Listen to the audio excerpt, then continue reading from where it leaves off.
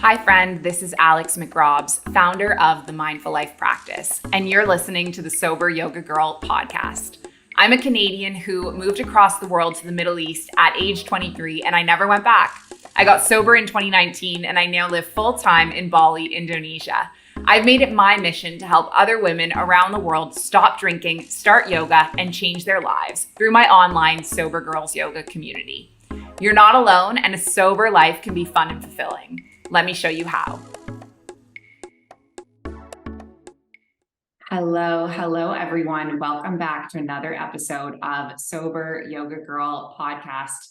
I am very excited to have one of my mentors, one of my inspirations here with me again today. I have Dan, my psychic / intuitive healer.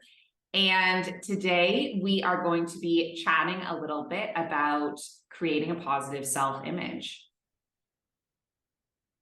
Hey Alex, it's so good to be back, and that was a really kind introduction of me. Thank you.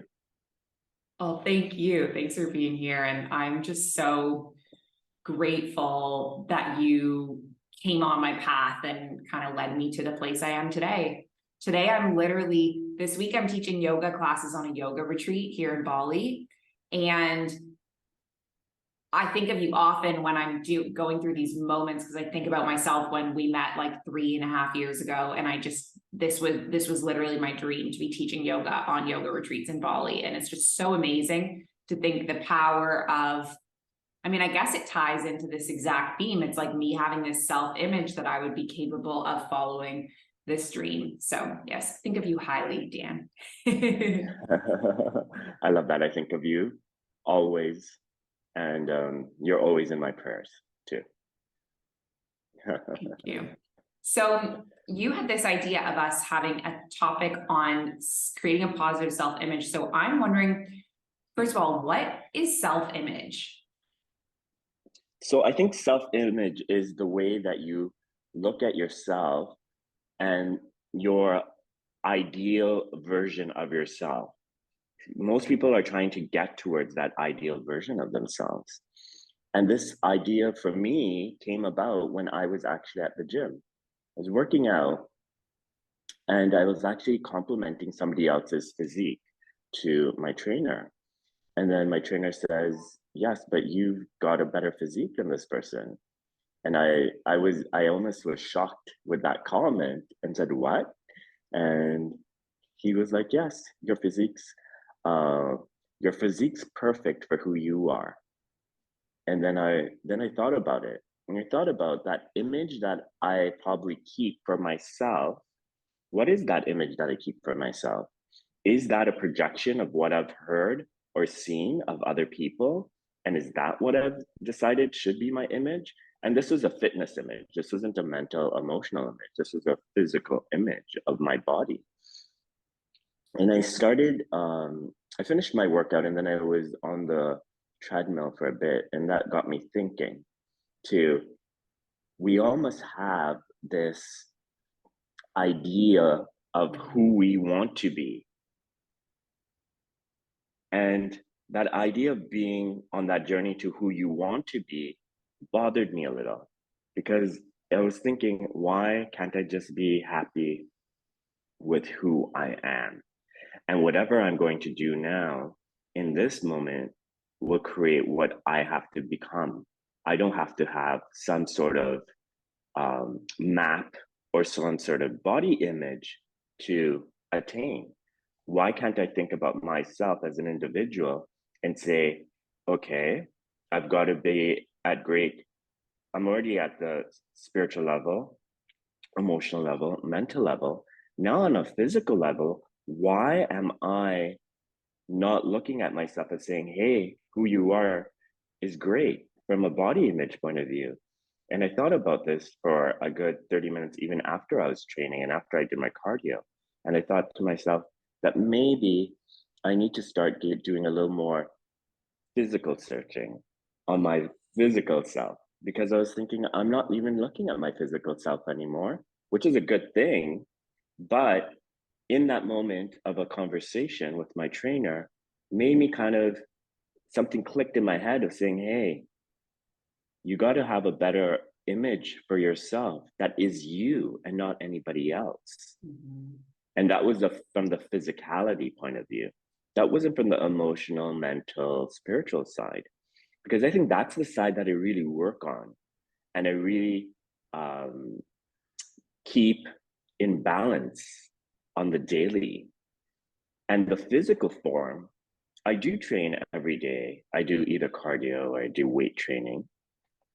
Um, but again, when I'm doing the physical form, it's always about that change that I want to have. And I don't know if that change that I want to have is the ideal change. So when I was thinking to myself, I said, hey, why don't you just do what your body needs and not what you mentally think you need? Mhm. So strengthen your back, strengthen your legs, strengthen your core, and work towards that. And then everything changed in that moment. And I was like, hey, strength. I'm strengthening. I'm not trying to achieve the ideal form here of anyone else. I'm only Yeah. strengthening what I have to become who I have to be. And then I was like thinking, wow, that's a very powerful thing. Strengthen what I have to be who I have to be. Isn't that amazing? Mhm. Do So, you- yeah. no, you go ahead. I was So gonna I was just saying, yeah, sorry. Go ahead. I was gonna ask you if you're I remember on previous episodes that we've done, you talked a little bit about being bullied as a kid and sort of like your childhood history. And I was wondering if you think that has any connection to your relationship with physical self-image.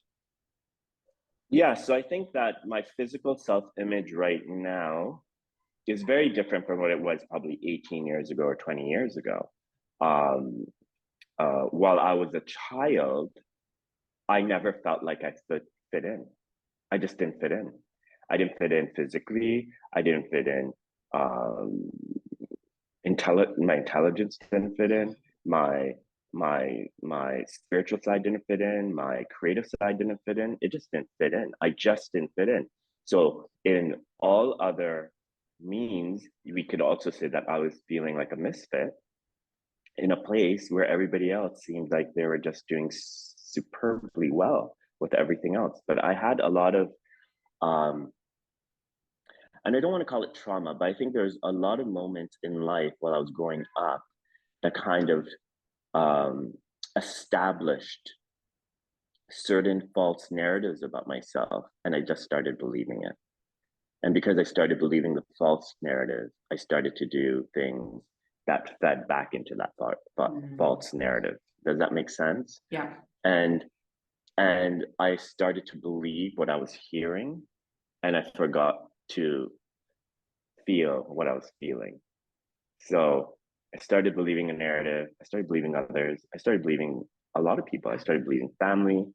You know, there's this one point which was very interesting while I was growing up. I think we cousins were all sitting there, and I think one of my girl cousins were like, "Hey, let's let's let's kind of judge everybody on attractiveness."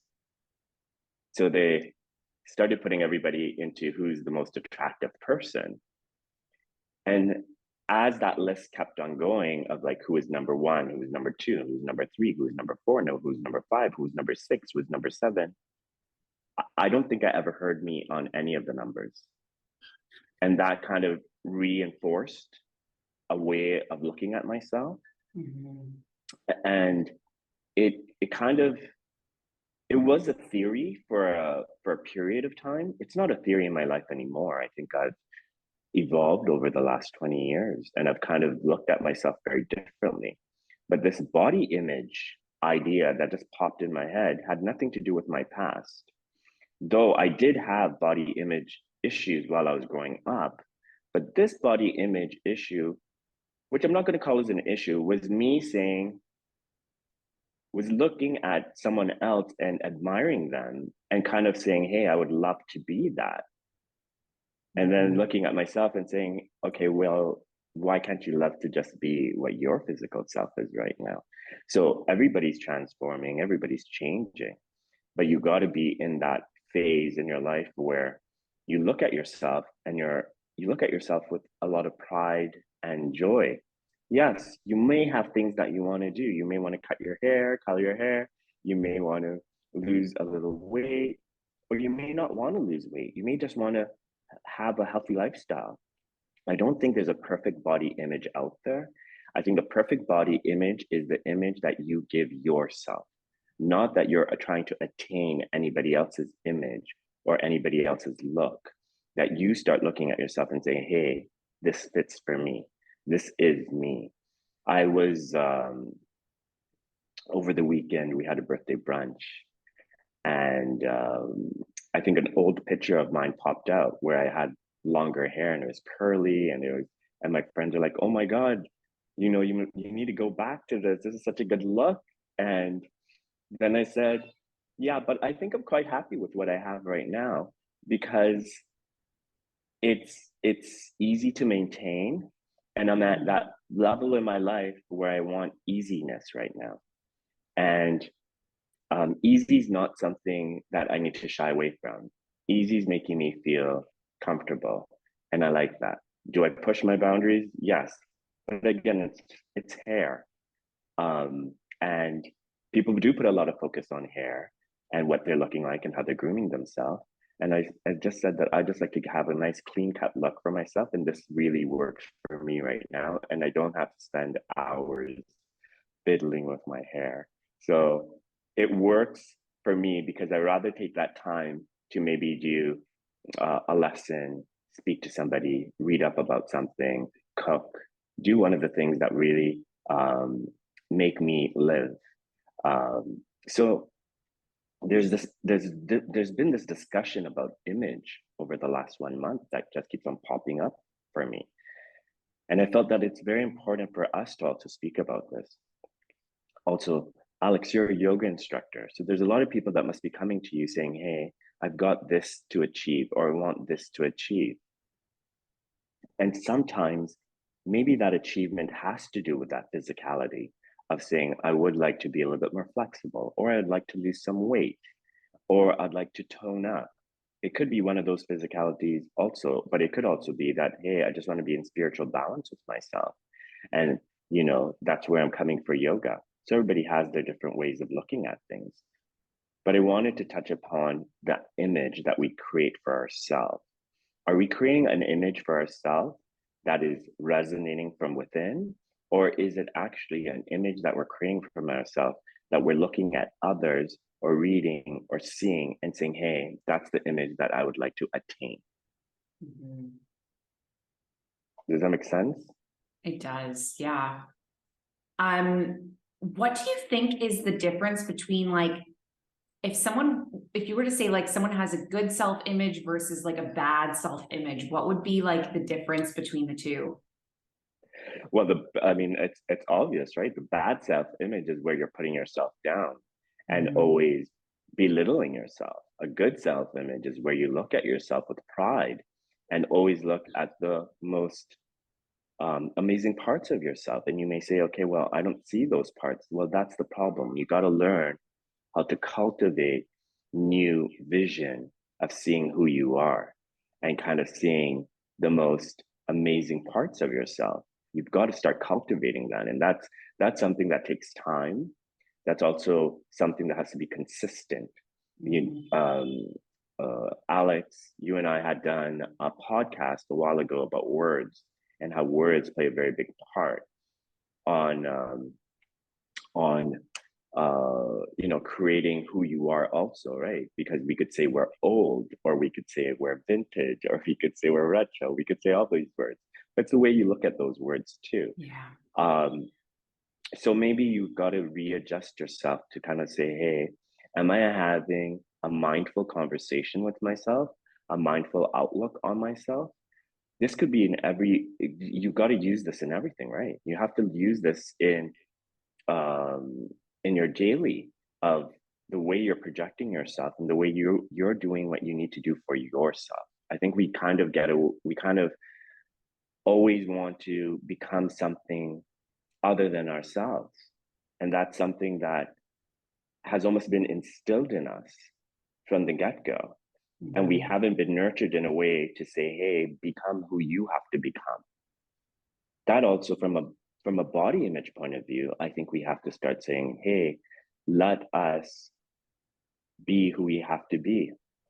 I also started looking at a lot of um, international icons that have positive body image outlooks on themselves. And I was just like, wow, I love this. I love that they're not falling into any trap of saying this is the perfect body image or this is who I need to be or I need to become Yeah. like this. Long as you're healthy, you're eating well, you're taking care of yourself, consuming the things that your body needs, you'll be on the right track. And then also speaking to yourself and looking at yourself and not pinpointing all the little things that you feel that needs to change. I think the change will happen automatically if we come back to the point of view of saying good health, strength, being in one with myself, and then everything else will fall into place. I believe that's the best way to have a positive body image for oneself. And it's hard, right? A lot of people have been going through things where, you know, they meet people and they'll say, hey, are you okay? Are you feeling well? You look a little sick, or are you going to the like? They're just questions and things people say that trigger us to make us feel even worse about ourselves, right? Not to say when you meet somebody, you got to lie to them. But if you like somebody, see them, smile, and just say, hey, you're looking great. You know, you saying that to anybody will light up their day, even if they don't feel it, but it comes from you and you're saying it genuinely, it's going to light up their day. And I have a lot of clients that have a lot of body dysmorphia. Mhm. And I feel that sometimes they feel that I just say that for the sake of saying it. But actually, no, I don't say it for the sake of saying it. I actually tell them what I feel. I don't tell them what they need to hear. I tell them what I feel. I love that. And that's so true because those comments and the things that people say to us, we can remember them forever, you know? Like I can remember some of the critical comments that I've received over time and like how they made me feel in the moment.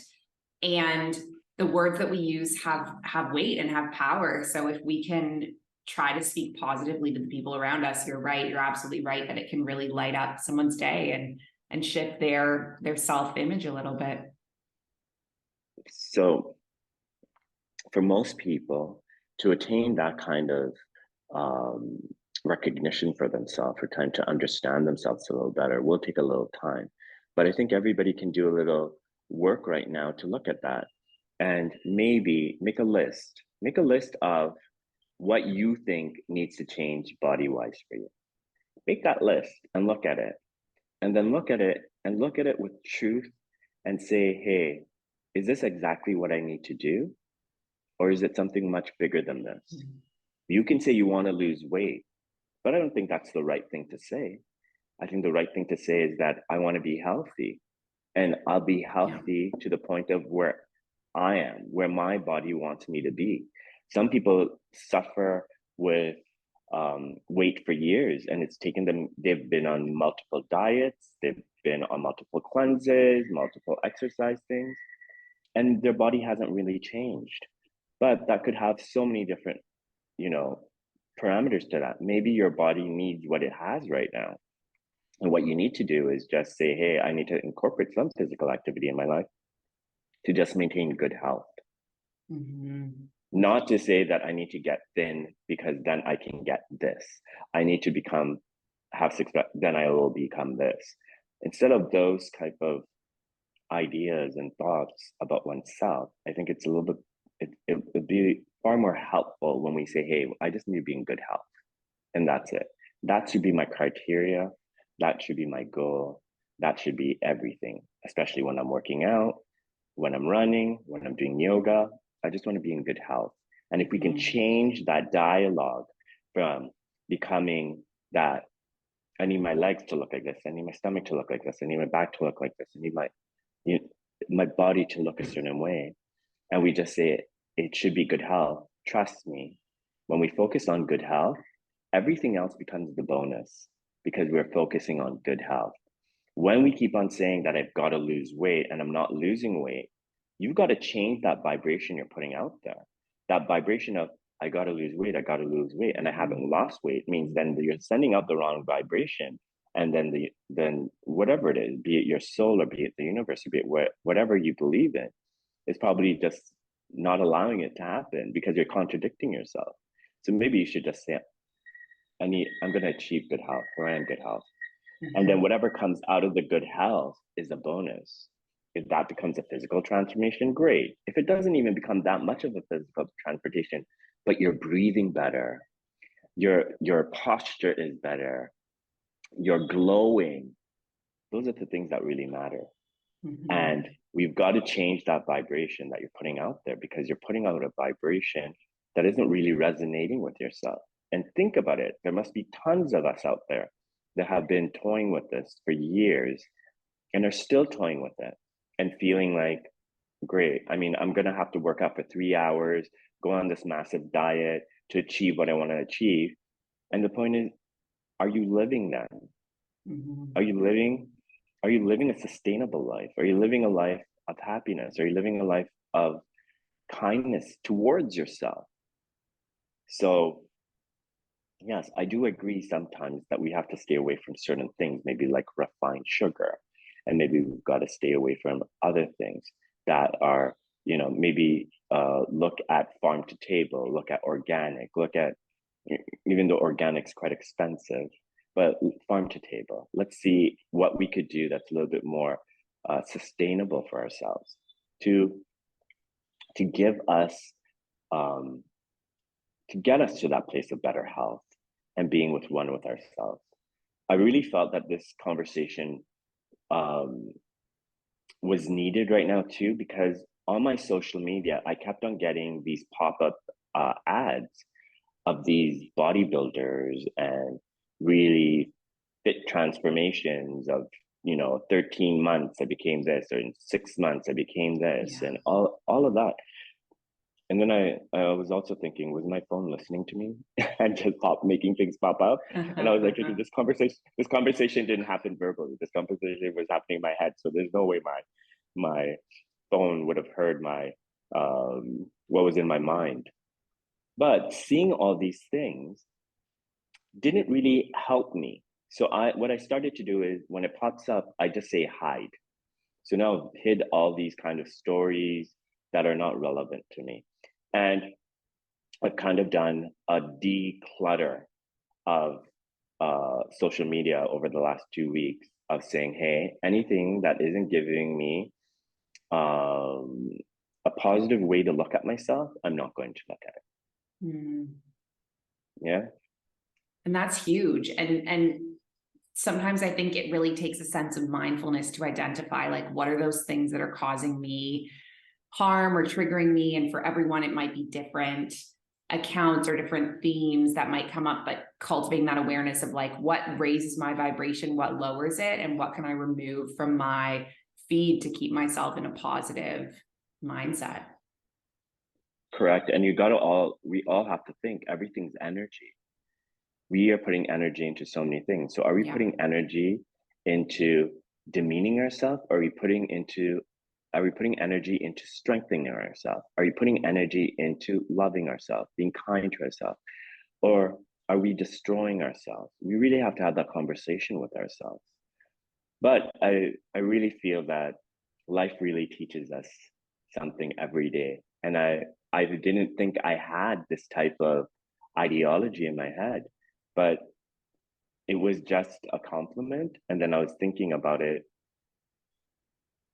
and it was my trainer who kind of told me to think better about myself without saying think better about yourself. All he said is actually your body is much better than that person's.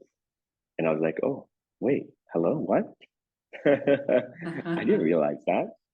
Um, so yeah, But do you think that um, do you think within your practice, Alex, that you do get a lot of people that come in that have this type of body dysmorphia where they Yes. don't look at themselves correctly? Yeah. Yeah. And there's a huge overlap between, so on the sober journey, especially since it's an all women's group and we have a sober focus, there's a lot of people that one of their main motivations in giving up alcohol is that they want to lose weight. And then it creates a big issue in our community because there's a lot of people that find that really triggering, especially people that are in eating disorder recovery. And when the conversation just becomes so focused on body shape and body size, and when really exactly what you said, it shouldn't be about these physical goals. It should be about being healthier, and then everything that happens after is a bonus. Like when I got sober, it was like I just need to get into a better mind state, and then months later I was like, I'm actually glowing and I'm fitter and I feel better, and it's like the same type of thing with my journey too with nutrition. It's like I'm going on this journey with food because I'm not feeling well. And these transitions, everything that's happening afterward is just a bonus. So it definitely is a huge issue in our community. And it's been also difficult for me to navigate because I'm now studying to become a health coach. I've gotten really interested into nutrition, and it's like, how do Yeah. I weave these subjects in a way that is inclusive and intentional and aware of how things have impact, and in a way that's only going to be positive for people. It's very interesting. Um, but I think that when we are going through sobriety or trying to achieve sobriety, sometimes we need to, our mind makes us focus on something completely different. So we don't focus on that. And that's why the body dysmorphia and all this other stuff happens at that time. It's very hard, right? When you've used a crutch for a long period in your life, that habit of getting rid of that crutch is very difficult. But what I could say to most people who are going through sobriety or uh, trying to maintain their sobriety is that physical activity in itself is one of the best ways to maintain that sobriety. So be it yoga or be it going to the gym or just going for a walk or going for a run, it really helps you. Forget about the outcome of what physically it's going to do. Yeah. It's a way of having you feel much better. You're changing that chemical compound within yourself. You're going to have these your hormones will feel better because you're in active meditation. This is an active meditation. When we do work out, when we do yoga, these are active meditations that help us become still, and it's that stillness that gets us through everything. So yeah, I feel what a lot of uh, the people who are going through sobriety are trying to do. And I feel when they actually say, I'm also doing this to lose weight, I can understand that too. But that's a conversation that each one of them need to have with themselves and say that actually this can't be my goal. My goal is in general better health. Even from a sobriety point of view, it's about achieving better health. And we can have that conversation and speak about that. That's a good thing. And especially in your forums, maybe that's a conversation that one of your next forums with your sober girls, it should be topic of conversation. And have everybody speak up about it and say that this triggers me or that triggers me. And this, so it's a great way of, that oneness within a tribe also is a lot of strength. It also helps us push us to become not only better for ourselves, but also as a community. Absolutely. Do you think, on the topic of community, does belonging and being part of a community impact our self-image? I mean, it depends on the type of, it depends on the um, people you surround yourself with too, right? There could Mhm. be, you could surround yourself with different types of people. And I'm not going to say that this is right or that's wrong. That's up to you. You could be you could be with a group of people who could be a little superficial, but that's okay. That's not a problem. We're very brand conscious. That's also okay. That's not a problem. Um, you could be with a group of people that incite or inspire you. That's also good. But that, even if you're with people who incite or inspire you, they can also trigger you, right?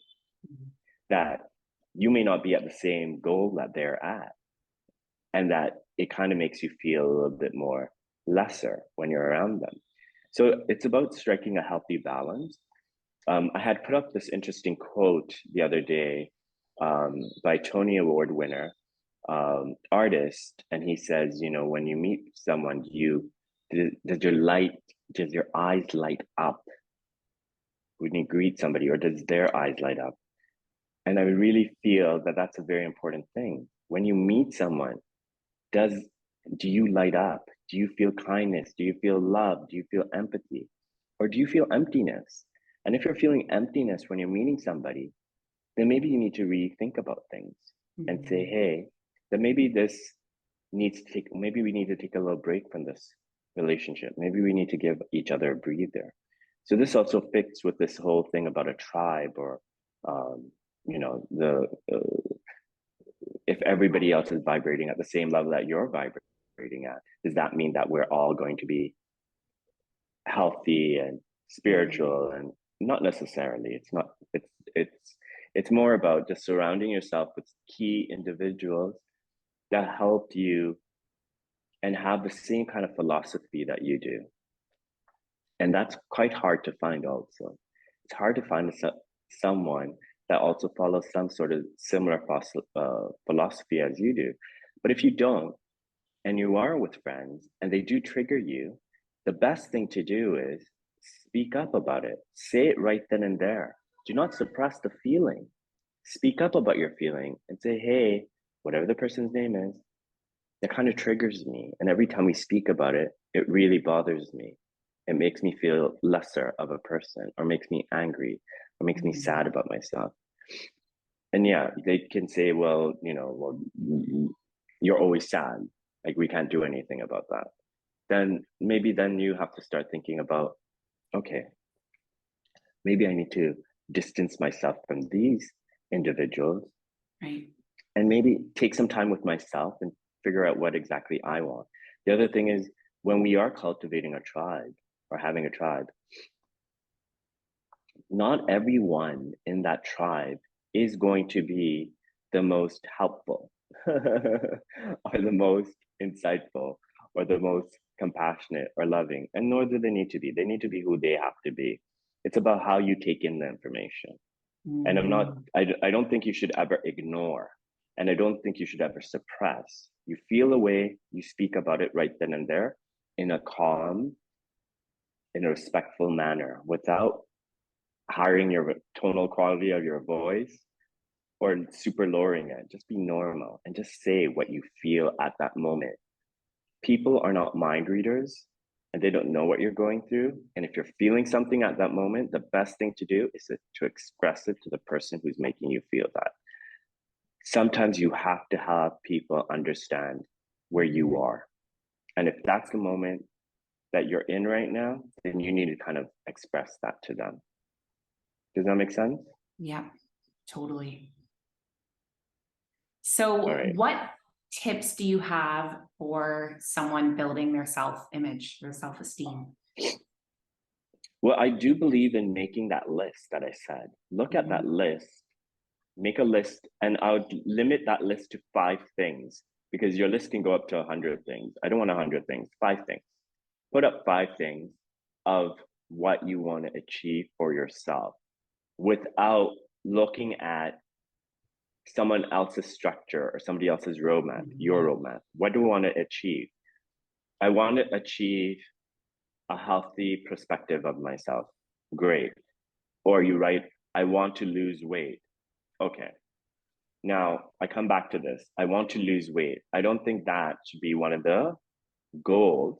The goal has to be, I want to become healthy. That's it. So I'm changing the dialogue and changing the perspective. I'm not making it into just the physicality. I'm saying in health in general, in totality. So make that list of 5 things that you want to feel like you have to work on. And then put another dash between it, put a dash beside it and write down, what are you doing to achieve that? Mm-hmm. What are you doing? Are you working out? Are you going for a walk? Are you giving yourself enough time? We have to make time for ourselves. I was sitting with a group of friends yesterday, and they were asking about what my daily routine is. I said my daily routine is I probably wake up at 6 in the morning, and then I get ready, I work out, I meditate, I pray. I mean, I take a shower, I brush my teeth, I do all the other stuff too. I listen to my music also. I do all this incorporated in my daily, and now it's not something that's a checklist because it just happens automatically. Like music just happens automatically. Mm-hmm. Everything else just happens automatically. It just becomes a part of my daily life. And then I make the time for myself. It's better for me to make more time for myself than watch a 4 hour movie or 2 hour movie or a series that I'm Yeah. going to binge watch and not give myself my time for me, for my body, for my heart, for my mind, for my soul. I need to give me time. So I make sure I get myself some me time. And me time can be from 10 minutes to 3 hours, whatever Yeah. it is that you can cultivate, you cultivate that. So then you think about each thing that you're writing down and you kind of write down what is the things that you're doing to work on that and then work on it. And those, as simple as it could be, write it down simplistically. Don't make it verbose. One word of how you're going to do it: Mm-hmm. gym, walk, swim, done, you know? And then the next thing is I'm highly emotional and I want emotional stability. Okay, so if that's the thing, then how am I achieving that emotional stability? Am I journaling? Am I listening to music? Am I healing myself? So now we kind of break down everything, and now you build your own roadmap instead of, and yes, Alex is there as a life coach. I'm there as a holistic healer to help you through this process to figure out those things too. But sometimes it's nice to just listen to your internal self to say, hey, Mm-hmm. tell me what you feel you need right now.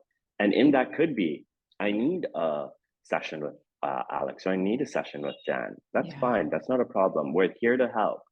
But you also have to do the work. And sometimes it is a little easier to just give it to me and Alex and say, show us the way.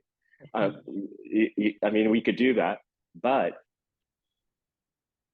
you've got to take accountability. You've got to start looking at yourself differently and start making all the changes you need to get to a better feeling. And that's it. And it's about getting to a better feeling. It's not about getting to a better look. It's not about getting to more money. It's not about any of that. All of that is a bonus. I'm going to keep on saying this. More money, looking the way that you think you want to look Yeah. like, that's all bonus. It's all a bonus. It all happens automatically when you come back to where you want to feel. If I can come to a place where I feel good, then everything else will become the bonus that I've always wanted. Does that make sense? Mm-hmm. So Absolutely. this is so I would just say make a list. It's as simple as that. I feel the more simpler you make things, the easier you'll be able to achieve it. It's when we are just long-winded or you're over analyzing it that it becomes an issue. I had somebody just message me a while ago saying, you know, I'm feeling really low right now. Is this lowness going to be there for the rest of the week? So I messaged them back and said, well, why are we projecting aloneness for the rest of the week? Why would you be low for the rest of the week? If you feel low Mm-hmm. right now, do something to change that lowness. Why are you looking at projecting it throughout the week? Why would it matter for the rest of the week? Why can't we focus on now? You're feeling low right now. Let's fix that. do what you need to do to make yourself feel less love. So they got it. And they said, okay, I got it. And I said, this idea of keep on projecting Yeah. of what's next is the problem. We don't kind of stay in our moment. Yeah, that's so So true. And okay, so on that note of what are the things that you could do if you're feeling low in the moment to change that lowness? What would you recommend? I would say music. The thing is with Mhm. music is the vibration of the music while you're listening to it, and the vibration you feel physically of music really changes you instantaneously. Yeah. So music has a big part of playing uh, a healing partner in your life. Music is your healing partner, and you should use it as much as you can. And it's the easiest thing that could heal you, right? It's the easiest way to instantaneously to change that. It's sometimes when I'm feeling low, and I do get low periods off and on, I hum to myself. I hum to myself and I'll sing a song by humming, and it kind of almost sounds like a lullaby. Like when you're, I mean, I'm not sure how many of you know this, but whenever you're holding a baby and you're just and just patting it, right? So I'm doing the same thing to myself. I may not be Mhm. patting myself, but maybe you could pat yourself, but maybe you could just hold yourself and just hum, and hum anything. You can hum any song you want. When you hum a song, it becomes like a lullaby. You can take any song and try it. Try it. So I would do that. I would say music or humming to yourself would kind of really change things. The other thing that I've said it in multiple podcasts and Insta lives with you, that counting backwards from 21 to zero, breathing Mhm. in from your nose, breathing out from your mouth with your eyes shut, 21, and go all the way to zero really helps you lower down your brain activity and your heart activity to a more calmer space so you can make a more informative decision or feeling or just kind of getting to a place of balance. So these are a couple of things that you could do. There's a lot of things out there that people can try. They can try EFT, they can try other meditative forms to um, take care of their uh, whatever's bothering them at that moment. But these are the simplest things, and I really believe doing something simple like that would work. The other thing, which I've said many times, which nobody really believes to do, is I'll have something cold, like ice Mm. cream or frozen fruit or a popsicle. I'm really into popsicles right now. So they just instantaneously change the way you feel, right? And the coldness also changes the way you Yeah. feel. So it's just something that can just help you change you right away. And think about those things. Think about what are those things, long as they don't become a vice and Yeah. long as they are healthy to do for yourself, go for it. Mhm. Yeah. But these are simple ways. Music's simple, humming simple, counting backwards is simple. Having a piece of ice or a piece of cold fruit or a spoon of ice cream or popsicle is also quite um, easy to do. So these are the Yeah. little things that I think these are the little things that can make the big changes for you. And if you make this a constant habit, um, then you won't have too much to worry about. Mhm. Amazing. Dan, this has been such an inspiring podcast interview, and it's always really grounding and wonderful to connect with you and to chat and be inspired by you. Is there anything else that you want to share to feel complete? Well, I kind of feel that everybody kind of should notice things that are happening around them and pay attention to what you're doing, just like I did while I was at the gym. I just found it very Mhm. interesting that what I went through at the gym has now resonated into a podcast with Alex, and it'll go out to everybody and they'll listen to it, and hopefully it will incite some change within themselves. But that conversation you have with yourself is very important, and I wouldn't limit that um, to just a one-off conversation. I'll just do this on the daily. You may seem Mhm. like you're going mad, but kind of talk to yourself. I think talking to yourself, you are your best healer, and I will stand by that always. If you need the tools to understand how you can unlock those healing qualities of yourself, speak to Alex, speak to myself, and we'll help you with that. But the other thing is, what I want to tell everybody, and I think everybody needs to understand this, is you're not broken. Stop feeding the brokenness. Everybody goes through things. We all go through pain. We go through a low moment in life. But if you keep on thinking that we're broken and we need to be fixed, that's the issue. Change is good. Change is good. Brokenness isn't. So reestablish a new conversation with yourself and give yourself a lot of love and compassion and kindness. And like I, with every podcast and Instagram, what I always say is be kind to yourself, be kind to others, and everything will work out the way you need it to. Beautiful. Love that. Well, thank you so much, Dan. It's been a pleasure as always.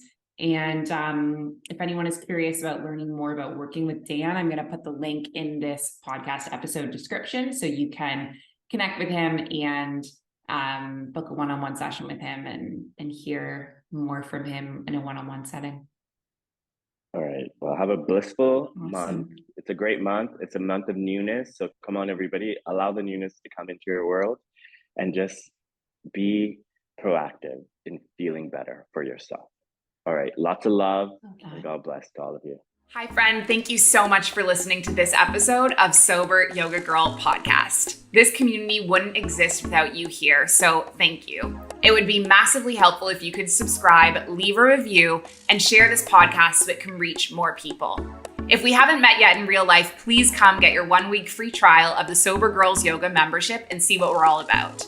Sending you love and light wherever you are in the world.